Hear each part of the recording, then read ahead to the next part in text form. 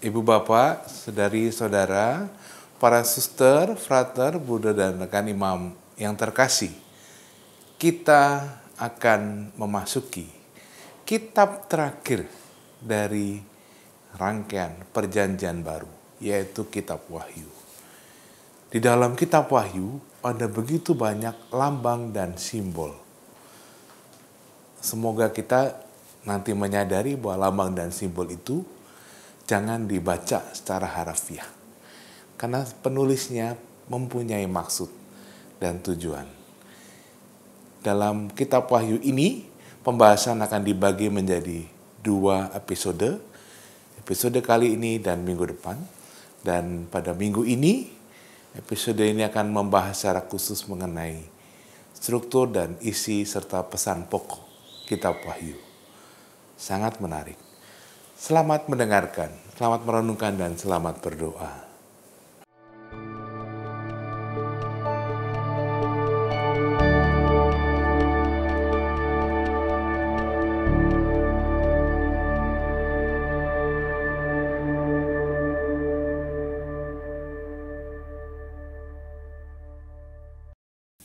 Saudari-saudaraku yang terkasih, kita sampai pada tulisan terakhir perjanjian baru, yaitu kitab Wahyu.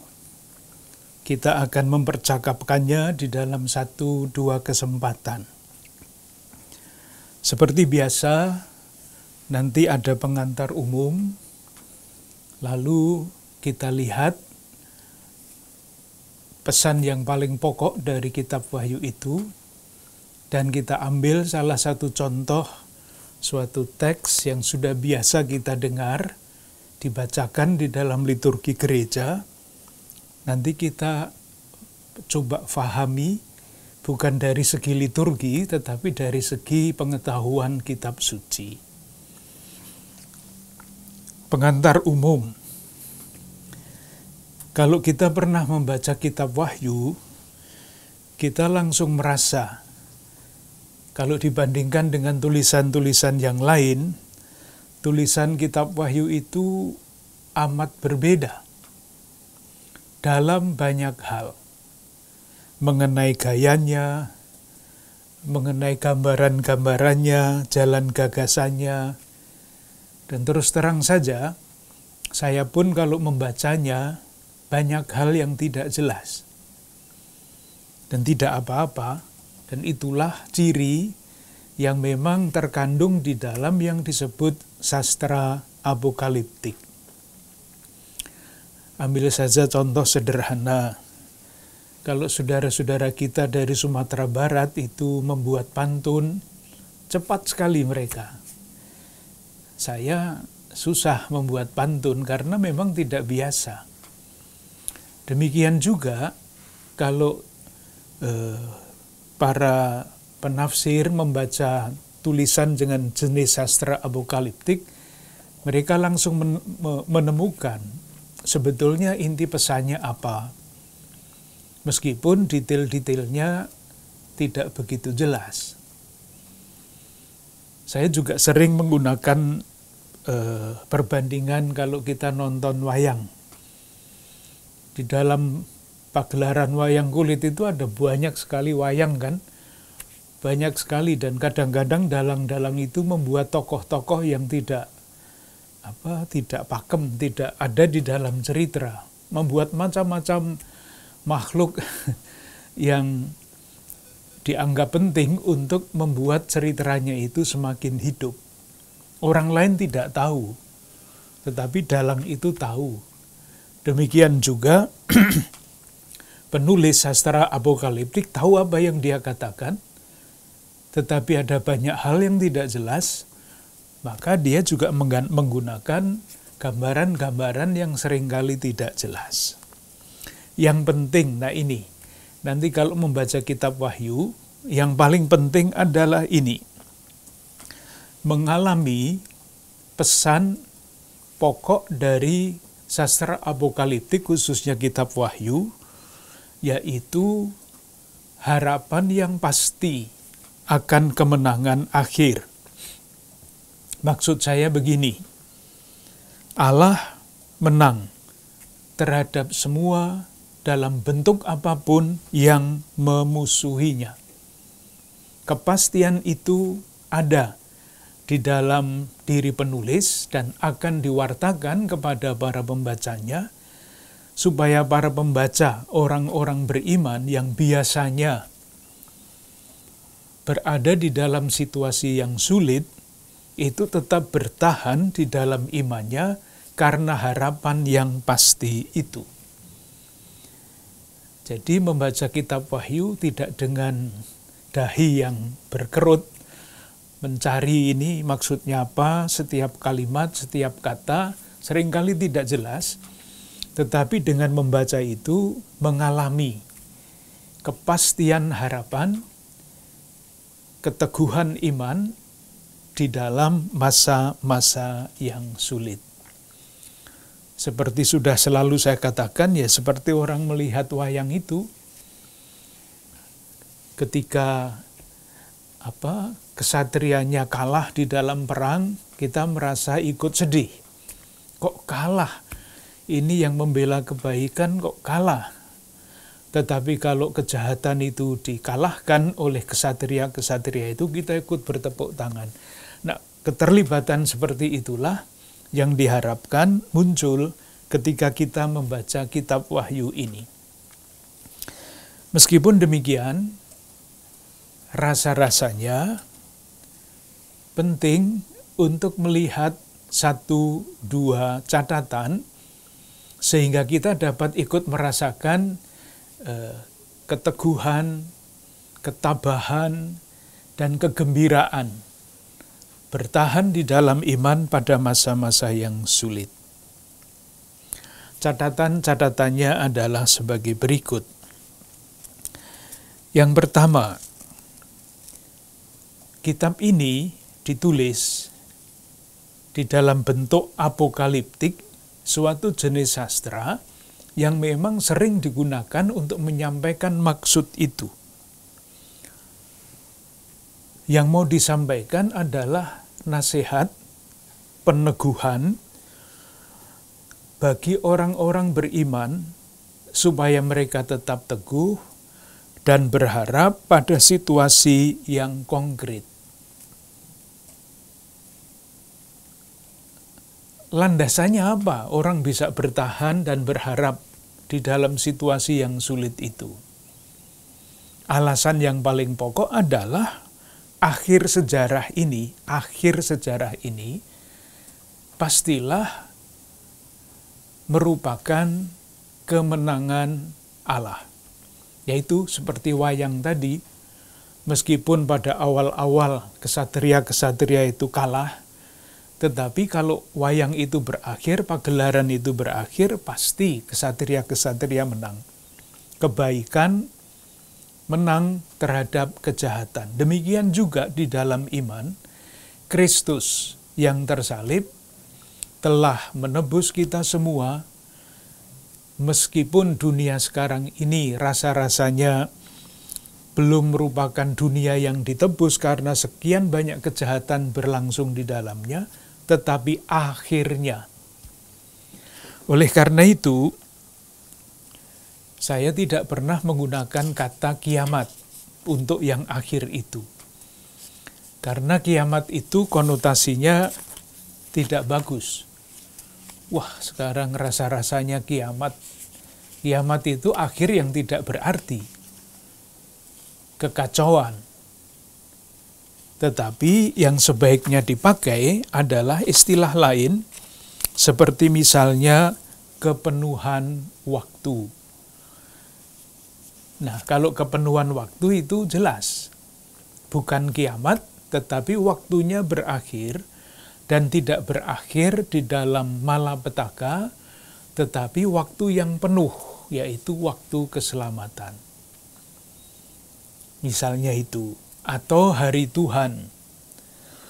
Dengan catatan hari Tuhan tidak dibayangkan sebagai pengadilan yang mengerikan, tetapi ketika Tuhan menyelesaikan karya keselamatannya, kepenuhan harapan kita, Ia yang telah memulai karya yang baik akan menyelesaikannya pada waktunya. Kalau demikian, kepenuhan waktu itu menjadi harapan, membahagiakan, membawa damai. Yang berikutnya, dari mana penulis kitab Wahyu ini sampai kepada kesimpulan itu, bahwa Allah akhirnya akan menang? Jawabannya juga sederhana, tentu dengan melihat seluruh sejarah keselamatan. Kalau kita melihat misalnya ya, awal dari kitab suci, kitab Kejadian, untuk menunjukkan bahwa Allah itu setia dan bahwa Allah itu tidak akan gagal. Ketika dunia ini diciptakan, dikatakan semua baik adanya, semua amat baik. Tapi kemudian dosa manusia masuk. Adam dan Hawa melanggar perintah Allah, dihukum.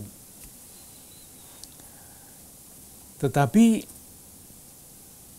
dihukum tidak dibiarkan di dalam kubangan dosa terus. Ada janji keselamatan. Kitab Kejadian bab 3 ayat 15 yang disebut Injil yang paling awal.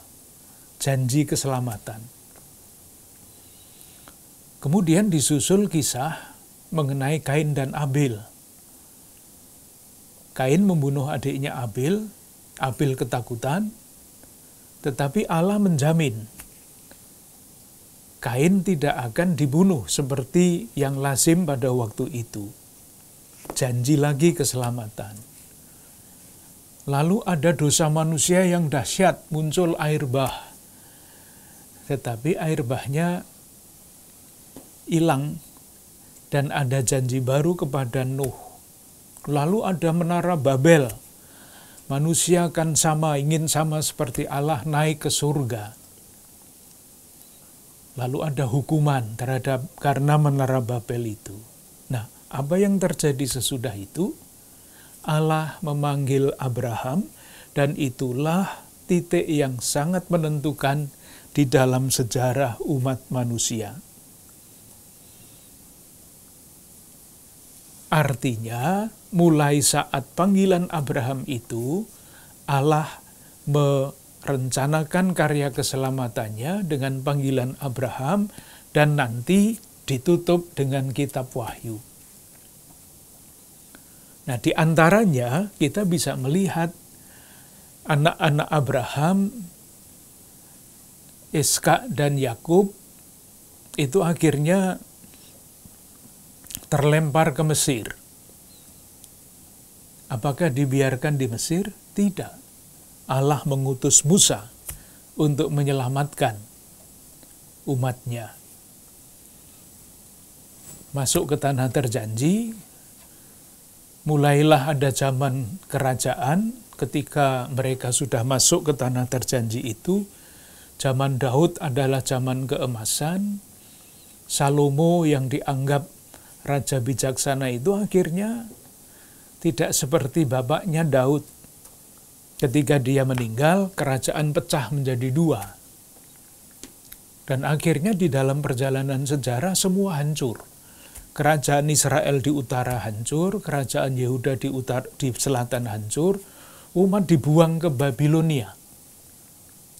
Menjadi budak lagi, menjadi orang buangan.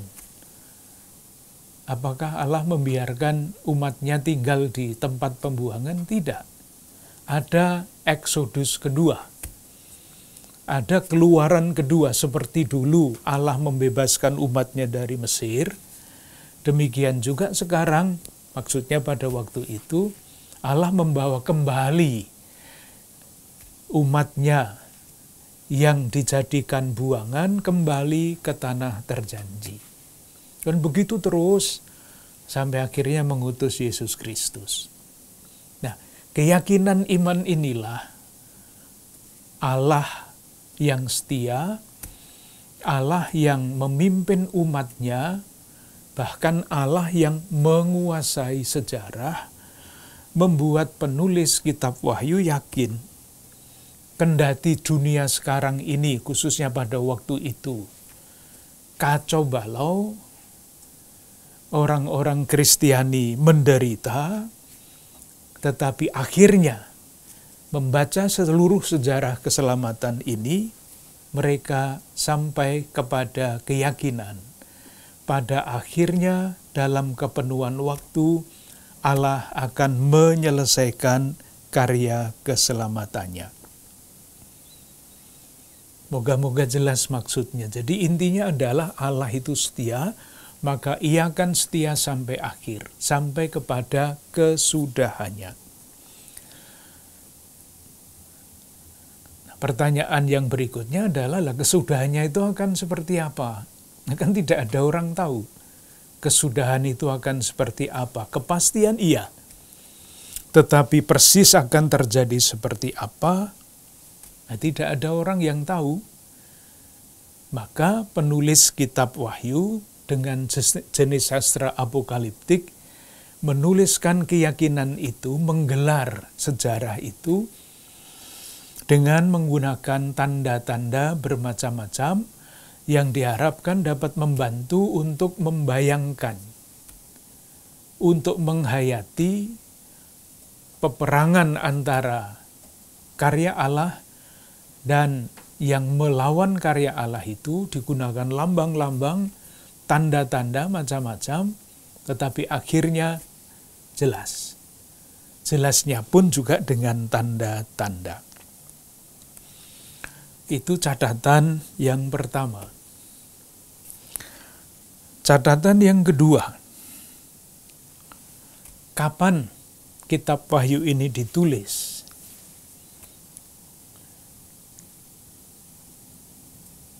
Yang diandaikan ada di balik kitab Wahyu ini adalah penganiayaan yang dialami oleh murid-murid Kristus. Penganiayaan. Sebabnya apa orang-orang Kristiani ini dianiaya? Jawabannya ada di dalam sejarah. Pertama, pada tahun 81 sampai tahun 91 Masehi, yang menjadi kaisar di Roma itu namanya Domitianus, Kaisar Domitianus. Nah, kaisar ini rupanya gila hormat. Orang-orang pada zaman itu sudah biasa menyembah namanya dewa-dewi. Banyak sekali dewa-dewi. Peninggalannya kalau pergi ke Roma masih bisa dilihat sampai sekarang.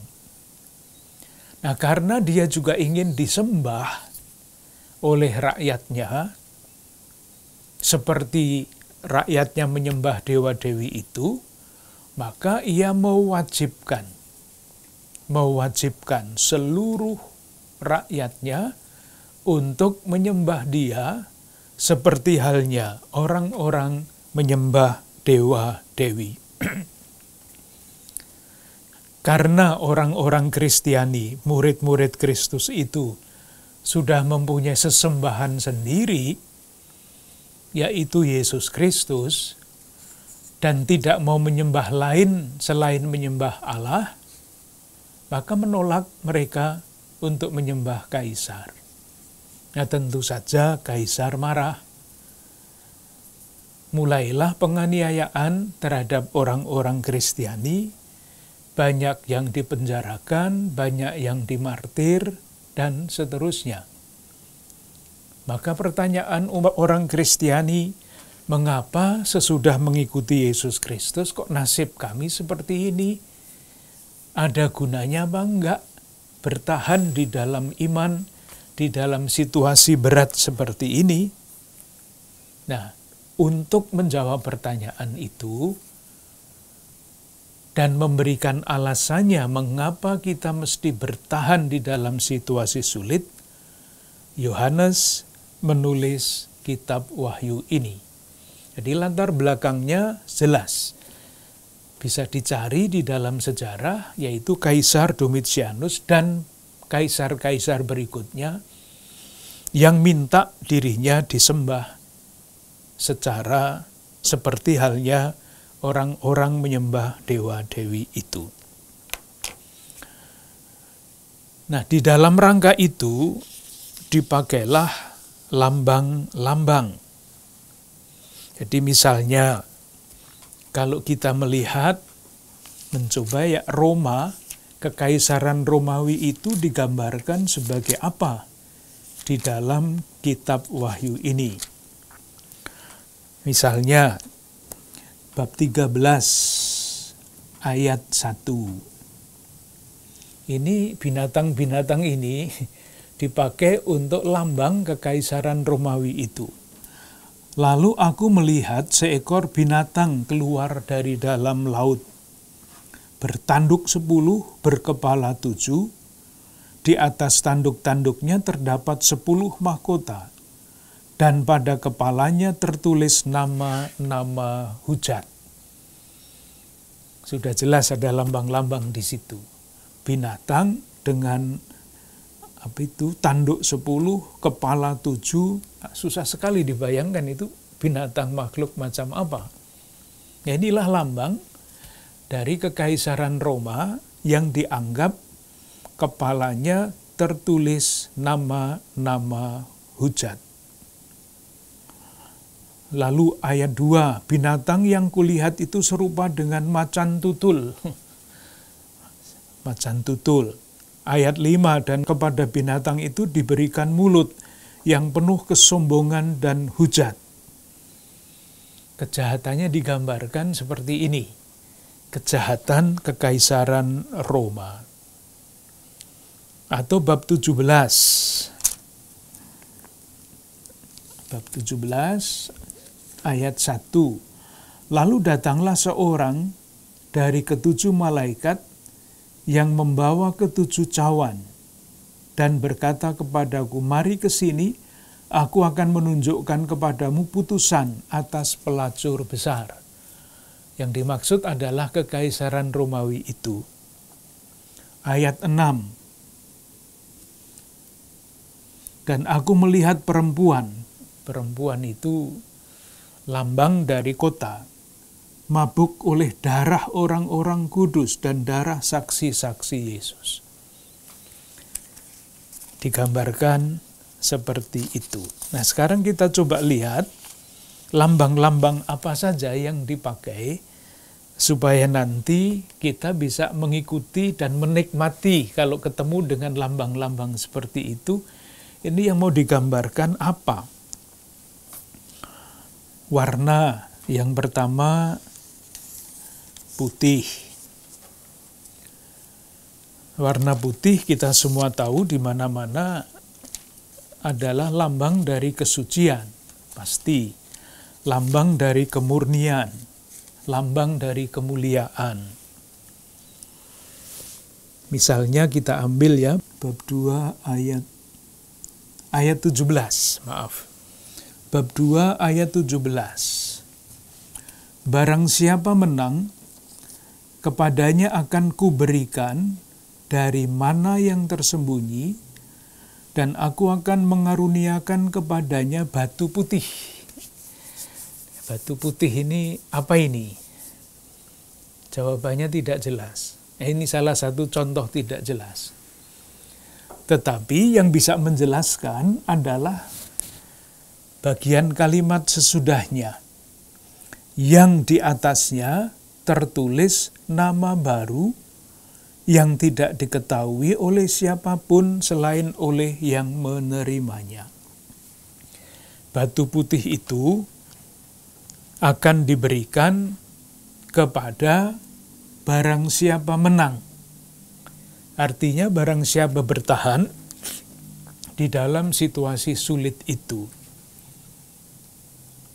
kepadanya akan dianugerahkan, kalau ditafsirkan agak bebas, partisipasi keikutsertaan di dalam kemuliaan. Disimbolkan dari warna putih dan di atasnya tertulis nama baru. Nama baru adalah status baru, status dalam kemuliaan. Yang kedua, merah. Contoh, bab 6 ayat 4. Nanti akan kita lihat, ini adalah peristiwa yang menyertai pembukaan meterai. Saya baca ayat 4, dan majulah seekor kuda lain, seekor kuda merah padam. Dan orang yang menungganginya dikaruniakan kuasa untuk mengambil damai sejahtera dari atas bumi. Dengan demikian, merah di sini itu jelas merupakan lambang kekerasan, lambang pembunuhan, meskipun di tempat lain merah juga bisa berarti kemartiran. Jadi nanti lihat konteksnya, lalu merah dalam konteks tertentu itu artinya apa, dalam konteks lain artinya apa. Hitam. Ayat berikutnya, ayat 5, bab 6. Dan ketika anak domba itu membuka meterai yang ketiga, aku mendengar makhluk yang ketiga berkata, "Mari." Dan aku melihat sesungguhnya ada seekor kuda hitam. Ada apa enggak ya kuda hitam itu? Di sini ada. Karena apa? Karena menjadi lambang dari kekerasan, kekejaman pemerintahan Romawi itu. Dan orang yang menungganginya memegang sebuah timbangan di tangannya. Dan aku mendengar seperti ada suara di tengah-tengah keempat makhluk itu berkata, "Secupak gandum sedinar, 3 cupak jelai sedinar." Ini maksudnya apa? Maksudnya di bawah pemerintahan kekaisaran yang seperti itu, ini kan kalau secupak gandum sedinar itu harganya mahal, bukan main. Secupak jelai sedinar, 3 cupak jelai sedinar itu harganya bukan main. Seperti di sini kalau Lombok harganya menjadi 120.000, itu tanda penderitaan, tanda kekurangan, tanda keadaan sosial yang tidak bagus. Itulah akibat dari pemerintahan Romawi. Atau bab 6 ayat 12. Maka aku melihat ketika anak domba itu membuka meterai yang ke-6, sesungguhnya terjadilah gempa bumi yang dahsyat, dan matahari menjadi hitam. Semua adalah kebinasaan. Itu mengenai warna.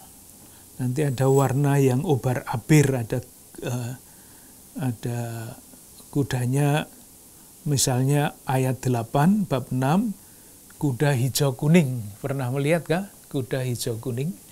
Susah membayangkan. Sekarang angka. Angka yang biasa sudah kita kenal adalah angka 7. 7 itu bisa berarti lengkap, bisa berarti sempurna dalam arti baik, tetapi juga sempurna dalam arti yang tidak baik. Kita ambil yang baik dulu. Bab 1, ayat 16. Bab 1, ayat 16. Dan di tangan kanannya ia memegang 7 bintang, dan dari mulutnya keluar sebilah pedang tajam bermata 2.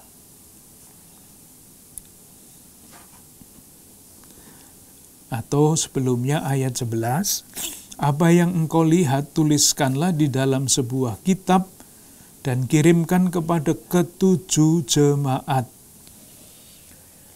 Kalau dimaksudkan 7 jemaat, meskipun di situ ada namanya, itu artinya ditujukan kepada semua.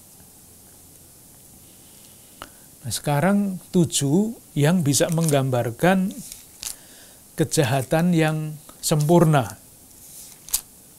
Bab 13, ayat 1. Lalu aku melihat seekor binatang keluar dari dalam laut. Laut itu lambang sendiri. Bertanduk 10.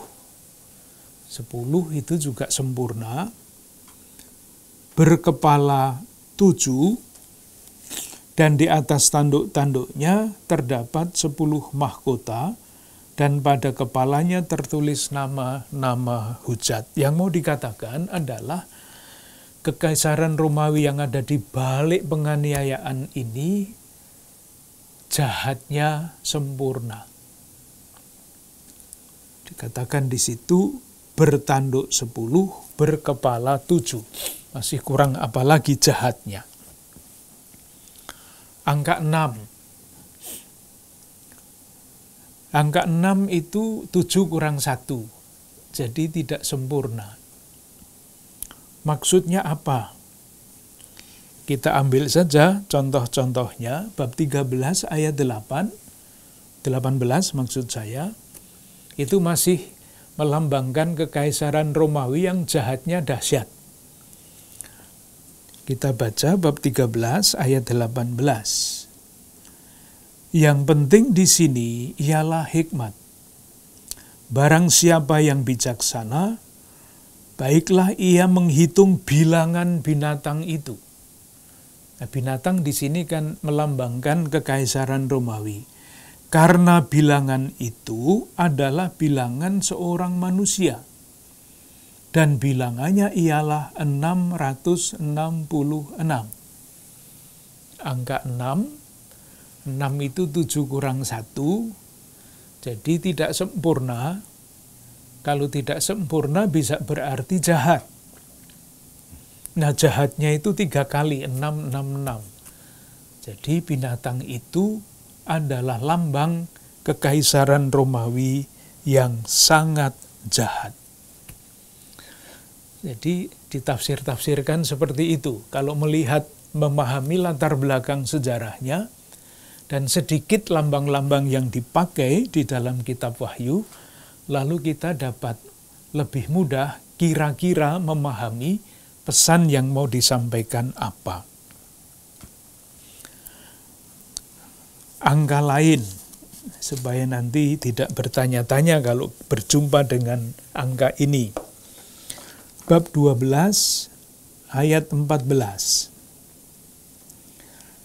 Kepada perempuan itu diberikan kedua sayap dari burung nasar yang besar, supaya ia terbang ke tempatnya di padang gurun, sekarang, di mana ia dipelihara jauh dari tempat ular itu, selama 1 masa, dan 2 masa, dan setengah masa.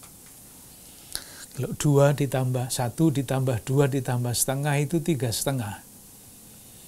Ya, 3,5 itu separuh dari 7. Kalau 7 masa itu artinya sempurna, selama-lamanya. Tetapi kalau hanya 3,5 masa, itu artinya sementara. Gambarannya, kalau nanti perempuan itu kita mengerti sebagai gereja, gereja itu memang dianiaya, tetapi penganiayaannya hanya dialami 3,5 masa. Artinya tidak akan selama-lamanya dianiaya, sementara saja. Saya kira tidak sulit memahami itu. Nah, yang setara dengan 3,5 masa, kita lihat bab 12 ayat 6. Perempuan itu lari ke padang gurun, di mana telah disediakan suatu tempat baginya oleh Allah, supaya ia dipelihara di situ 1.260 hari lamanya. Dari mana angka 1.260 itu? 3,5 tahun. Kalau setahun itu 360, 360 kali 3 ditambah 130 itu hasilnya 1.260. Masih satu lagi, artinya dibuang di padang gurun sementara. Bab 13 ayat 5. Dan kepada binatang itu diberikan mulut yang penuh kesombongan dan hujat. Kepadanya diberikan juga kuasa untuk melakukannya 42 bulan lamanya. 42 bulan itu Dihitungnya bagaimana? Ya sama, 3,5 tahun. Kalau 3 tahun kan 36 bulan. Ditambah 6 jadinya 42. Dengan demikian, binatang itu mempunyai kekuasaan untuk menyiksa atau menganiaya umat Kristiani hanya sementara itu, 42 bulan. Sementara angka 12 itu adalah sempurna. Angka 1000 itu tidak ada yang bisa menghitung. Ini penting untuk apa? Untuk memahami misalnya apa yang ada kita temukan pada bab 7 ayat 4.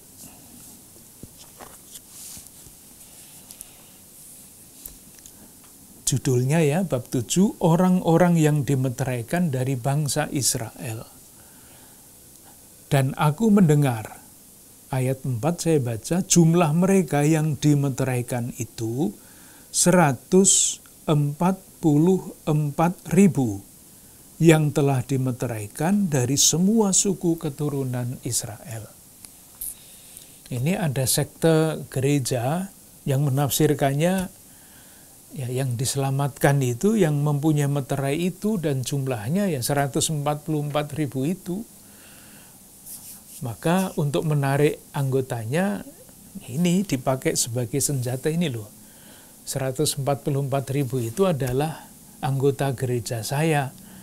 Masih kalau mau selamat ya masuk ke situ. Itu penafsiran yang tidak sesuai dengan jenis sastra apokaliptik. Itu bukan apokaliptik, itu matematika. Karena apa? Karena di dalam tulisan apokaliptik 1000 itu tidak bisa dihitung. 144 itu 12 kali 12. Jadi sempurna kali tidak bisa dihitung. Ya, semua. Dan itu ditegaskan pada bab 7 ayat 9.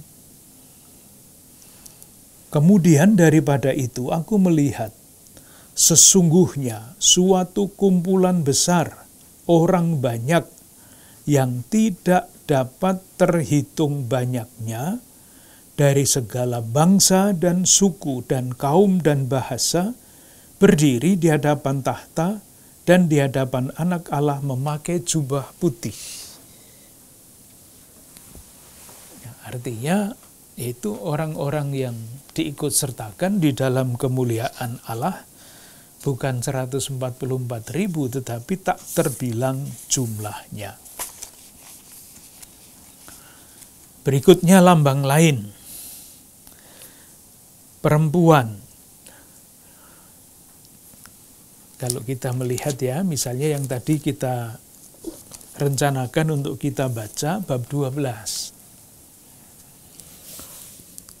Untuk legioner ini pasti faham sekali karena dikutip di dalam Katena itu. Maka tampaklah suatu tanda besar di langit. Seorang perempuan berselubungkan matahari dengan bulan di bawah kakinya dan sebuah mahkota dari 12 bintang di atas kepalanya. Perempuan. Nah, kalau di dalam gereja langsung ditafsirkan ini Bunda Maria. Itulah ajaran gereja yang mulai tahun 1950, belum lama. Tetapi nanti, kalau ada waktunya, kalau kita menafsirkan ini, kesimpulan kita ini bukan Bunda Maria. Perempuan adalah lambang dari umat Allah, gereja. Kan gereja itu jenisnya perempuan ya. Bunda gereja yang kudus. Istilahnya itu, tidak ada Bapak gereja yang kudus, Bunda Maria yang kudus. Perempuan juga bisa berarti kota. Maka kita punya istilah ibu kota, tidak ada Bapak kota. Misalnya, bab 17 ayat 3. Dalam roh aku dibawanya ke padang gurun, dan aku melihat seorang perempuan duduk di atas seekor binatang yang merah ungu, yang penuh tertulis dengan nama-nama hujat. Lah ini kota Roma, yang memang menjadi latar belakang dari tulisan kitab Wahyu ini. Sangkakala, trompet, itu adalah suara ilahi yang menyatakan berlangsungnya karya keselamatan Allah. Nanti akan kita lihat, kalau kita membaca pesan pokok dari kitab Wahyu, ada 7 meterai, meterai ke-7 ditiup, sangkakala muncul. Itu artinya karya keselamatan Allah dimulai. Lalu ada kelanjutannya. Jubah putih adalah lambang kemuliaan. Sudah beberapa kali kita temukan. Misalnya bab 6 ayat, kalau mau dilihat lagi, bab 6 ayat 11. Dan kepada mereka masing-masing diberikan sehelai jubah putih. Dan kepada mereka dikatakan bahwa mereka harus beristirahat sedikit waktu lagi hingga genap jumlah kawan-kawan pelayan dan saudara-saudara mereka yang akan dibunuh sama seperti mereka. Setia, sehingga dikaruniakan kepadanya kemuliaan abadi. Laut adalah kuasa yang merusak. Kita ambil contoh bab 13 ayat 1. Binatang-binatang itu keluar dari mana? Dan aku melihat seekor binatang keluar dari dalam laut dengan gelombangnya yang mengerikan. Nanti pada akhirnya, pada kitab Wahyu bab 21 ayat 1, ketika karya keselamatan Allah ini selesai, sempurna, lalu dikatakan laut tidak ada lagi. Bab 21 ayat 1. Lalu aku melihat langit yang baru dan bumi yang baru, sebab langit yang pertama dan bumi yang pertama telah berlalu, dan laut pun tidak ada lagi. Tidak ada lagi laut. Dengan demikian, semuanya sempurna, semuanya selesai. Itu lambang-lambang yang digunakan. Selanjutnya, kita coba lihat bagaimana kitab Wahyu ini disusun. Karena ada sisipan-sisipan di dalamnya, sehingga kadang-kadang kalau kita membacanya mau membaca lurus-lurus, kita merasa, loh ini kok ceritanya jadi lain. Ya memang karena ada sisipan di dalam rangkaian kisah yang seharusnya tidak disisip-sisipi itu. Kita coba lihat. Kitab Wahyu disusun sebagai berikut.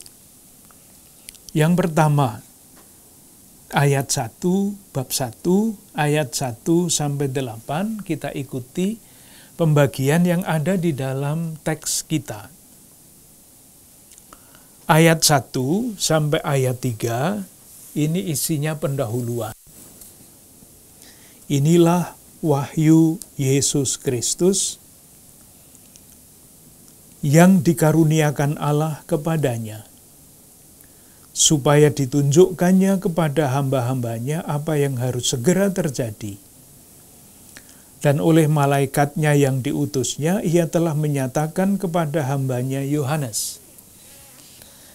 Jadi ada 2 hal yang dikatakan di sini. Wahyu itu wahyu tentang apa? Tentang Yesus Kristus. Jadi seperti halnya tulisan-tulisan yang lain di dalam Perjanjian Baru, semuanya berbicara tentang Yesus Kristus, tidak bicara mengenai yang lain-lain. di dalam konteks yang berbeda-beda. Nah, wahyu Yesus Kristus ini dinyatakan seperti apa? Pertama, wahyu itu dikaruniakan Allah kepadanya supaya ditunjukkan kepada hamba-hambanya apa yang harus segera terjadi. Allah memberikan wahyu, menyampaikan kepada Yesus mengenai apa yang harus terjadi. Yang harus terjadi adalah kemenangan itu, kemenangan akhir itu. Itu pertama. Jadi Allah menyatakannya kepada Yesus, dan kemudian seterusnya Ia telah menyatakannya kepada hambanya Yohanes. Yesus menyampaikan wahyu itu, perwahyuan mengenai akhir itu kepada Yohanes. 1. Nanti disampaikannya lewat apa? Lewat penglihatan-penglihatan. Atau lewat roh. Artinya sama. Yang berikutnya, apa yang diterima oleh Yohanes di dalam penglihatan, itu harus ditulis. Itulah yang dikatakan kepada Yohanes pada ayat 2. Yohanes telah bersaksi tentang firman Allah dan tentang kesaksian yang diberikan oleh Yesus Kristus, yaitu segala sesuatu yang telah dilihatnya. Berbahagialah ia yang membacakan dan mereka yang mendengarkan kata-kata nubuat itu dan menuruti apa yang ada tertulis di dalamnya, sebab waktunya sudah dekat. Jadi ini pendahuluan. Ia menerima dari Yesus mengenai akhir, kemenangan akhir. Dia harus menulis sebagai kesaksiannya, dan orang-orang yang membacanya dan mendengarkannya akan merasakan kebahagiaan. 1. Yang berikutnya ayat 4 sampai ayat 8. Isinya adalah salam dan uraian tentang siapa Yesus Kristus itu serta pujian. Salamnya dari Yohanes kepada ketujuh jemaat yang di Asia Kecil. Alamatnya jelas, dengan catatan angka 7 adalah angka kelengkapan. Kasih karunia, damai sejahtera menyertai kamu dari Dia. Nah, Dia ini diuraikan. Yang ada dan yang sudah ada dan yang akan datang, dan dari ketujuh roh yang ada di hadapan tahtanya, dan dari Yesus Kristus, saksi yang setia, yang pertama bangkit, dan sebagainya. Jadi, kasih karunia dari Allah, dari Yesus, dari ketujuh roh. Terus bagi Dia yang mengasihi kita, itulah doksologi. Bagi Dialah kemuliaan dan kuasa sampai selama-lamanya. Amin. Lihatlah, Ia datang dengan awan-awan, dan selanjutnya, dan dinyatakan ayat 8, Aku adalah Alfa dan Omega, firman Tuhan Allah, yang ada dan yang sudah ada dan yang akan datang, yang Maha Kuasa.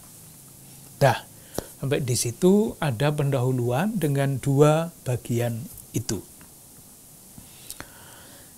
Nah, berikutnya ayat 1 bab 1 ayat 9 sampai 20. Nah, ini mulai dengan penampakan, mulai dengan penglihatan. Dan penglihatan itu bahasanya berbeda-beda. Ada yang mengatakan aku melihat. Di sini nanti disebut dengan kata lain, pada hari Tuhan ayat 10, aku dikuasai oleh roh. Apa yang dikatakan di sini? Bab 1 ayat 10. Aku Yohanes, memperkenalkan dirinya siapa dia pada ayat 9. Nah, pada hari Tuhan, aku dikuasai oleh Roh, dan aku mendengar dari belakangku suatu suara yang nyaring. Kalau kita membacanya dengan agak pelan-pelan, pada hari Tuhan. Itu maksudnya hari apa? Hari Tuhan itu. Pasti bukan hari Tuhan yang terakhir, kepenuhan waktu. Ini nanti bisa membantu kita untuk menjelaskan apa artinya dikuasai Roh, apa artinya mendengar, apa artinya melihat. Hari Tuhan yang dimaksudkan adalah hari ketika orang beribadah mengenangkan wafat dan kebangkitan Kristus. Itu hari Tuhan. Jadi kalau dibaca dengan cara yang disederhanakan, ketika aku beribadah dan mendengarkan sabda Tuhan, kalau saya baca dengan bebas ya, saya mendapat pencerahan ini. Jadi jangan dibayangkan seperti apa roh yang menguasai Yohanes dan sebagainya, tapi ini seorang beriman di dalam ibadah, ketika mendengarkan sabda, ikut di dalam ibadah itu mengalami pencerahan. Pencerahan batin, pencerahan hati, pencerahan budi, pencerahan rohani. Itu artinya penglihatan. Jadi sekali lagi jangan dibayangkan melihat hal-hal yang aneh-aneh.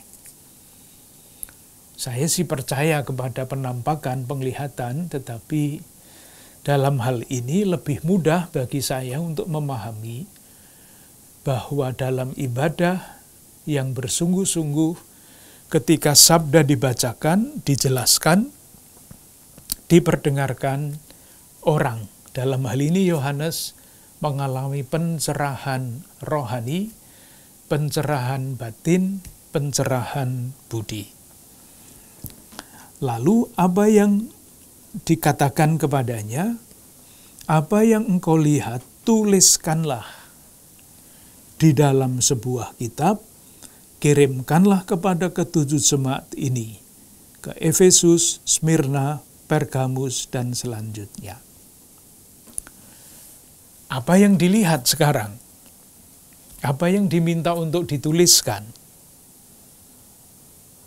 Yang dilihat, ayat 12, lalu aku berpaling untuk melihat suara yang berbicara kepadaku, dan setelah aku berpaling, tampaklah kepadaku 7 kaki dian dari emas.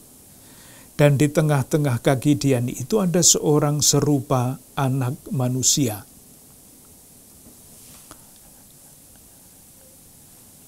Ada anak manusia berpakaian jubah dan sebagainya. Nanti dibaca sendiri, itu semua menampakkan kemuliaan. Lalu juga ada 7 kaki dian dari emas. Itu apa? Ayat 16. Dan di tangannya ia memegang 7 bintang. Itu penampakan, penglihatan. Sekali lagi di dalam lambang-lambang yang mengungkapkan pengalaman batin yang susah untuk dirumuskan dengan kata-kata. Lalu Yohanes tersungkur pada ayat 17. Tersungkurlah aku di depan kakinya, sama seperti orang mati.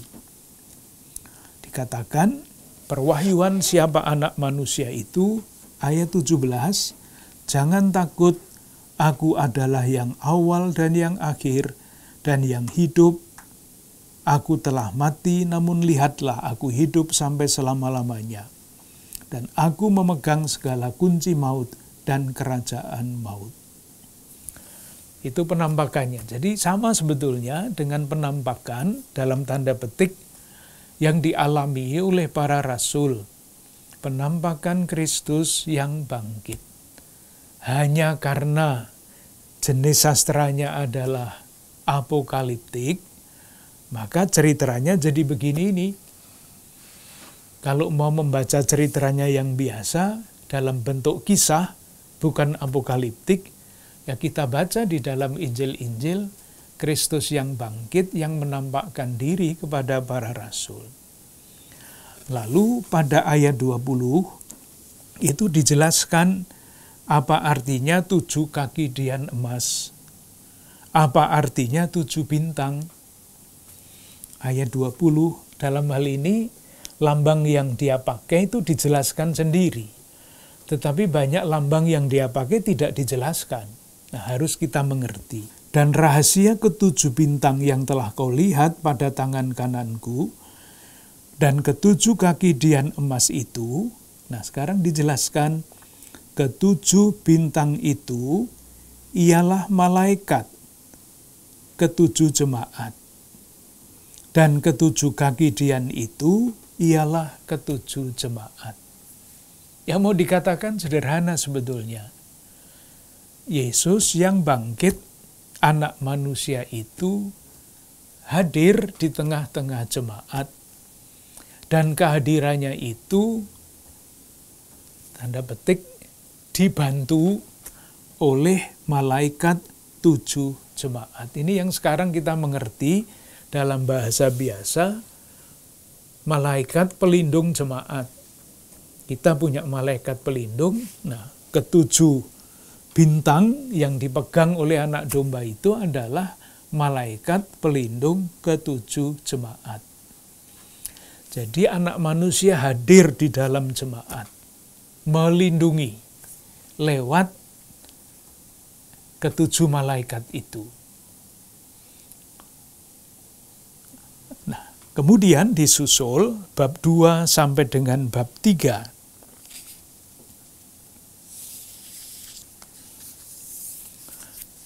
Itulah surat kepada 7 jemaat yang di Asia, yang tadi disebut pada bab 1 ayat 11. Efesus, Smyrna, Pergamus, Tiatira, Sardis, Philadelphia, Laodikia. Itulah yang disebut bagian profetik dari kitab Wahyu, surat kepada 7 jemaat. Kita lanjutkan sebentar, supaya nanti kita bisa lanjut ke bagian yang berikutnya.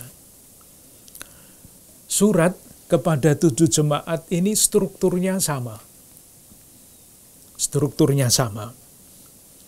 Mulai dari kalimat yang sama.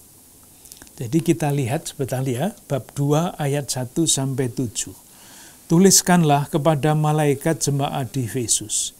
Inilah firman Dia yang memegang ke-7 bintang itu di tangan kanannya dan berjalan di antara ke-7 kaki dian emas itu. Jelas. Anak manusia Yesus yang melindungi di tengah-tengah jemaat lewat 7 bintang. Mulai selalu dengan aku tahu. Ayat 2, bab 2 ayat 2. Lalu surat yang kedua kepada jemaat Smyrna ayat 9, aku tahu. Surat yang ketiga, bab 2 ayat 13, aku tahu. Berikutnya, bab 2 ayat 19, aku tahu. Dan semua seperti itu.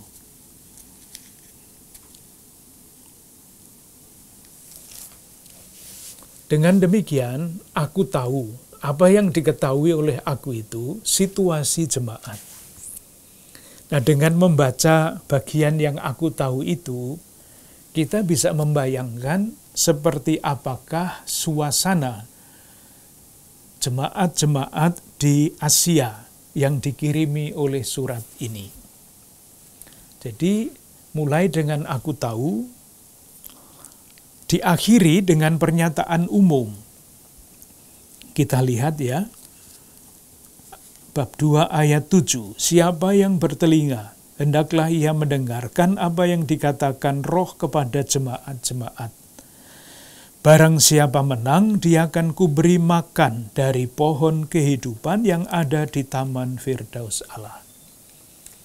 Jadi mulai aku tahu diakhiri dengan rumus yang begini. Bab 2 ayat 11. Siapa bertelinga, hendaklah ia mendengarkan. Lalu barang siapa menang, ia tidak akan menderita apa-apa oleh kematian yang kedua. Bab 2 ayat 17. Siapa bertelinga, dilanjutkan barang siapa menang. Ayat 29. Siapa bertelinga, hendaklah ia mendengarkan. Bab 3 ayat 5. Barang siapa menang, siapa bertelinga, hendaklah mendengarkan. Dan begitu terus, surat kepada ketujuh jemaat itu dimulai dengan aku tahu dan ditutup dengan pernyataan umum. Nah, di antaranya itu ada membaca keadaan. Kita berhenti dulu, kita teruskan di dalam pertemuan yang akan datang. Terima kasih.